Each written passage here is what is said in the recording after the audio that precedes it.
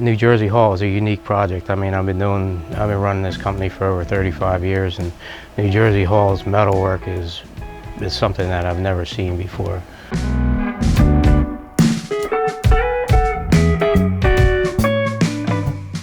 Our company's third generation roofing and sheet metal company. Just celebrated 100 years this year, and we do custom slate and copper work for institutions in New Jersey. I was lucky enough to be involved with the architect, and we went out, we surveyed the project. I helped them with a high reach, and we looked around and took all the profiles and the measurements of the existing conditions. That was the first step, and then the architect did his thing and worked with Rutgers project managers to come up with a scope for the project, and then they bid it, and we were lucky enough to be awarded the project. And then it was scaffold.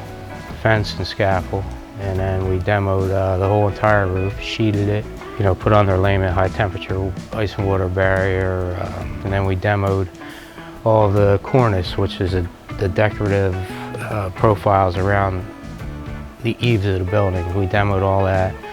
We had to reframe it because all of it was rotten throughout the years, so we did that. And once my men started doing that, I came down here and started fabricating to try and keep up with them.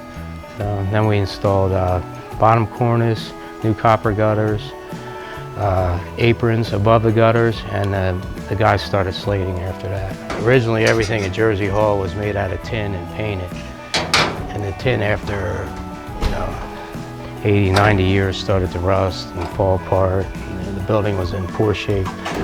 So we replicated everything exactly as it was originally and reinstalled it. All the cornices, all the frieze around the towers, everything was tin originally, again painted. And we just stripped it all down, took it off, rebuilt, reframed everything, the wood that was supporting it underneath, and fabricated new and installed.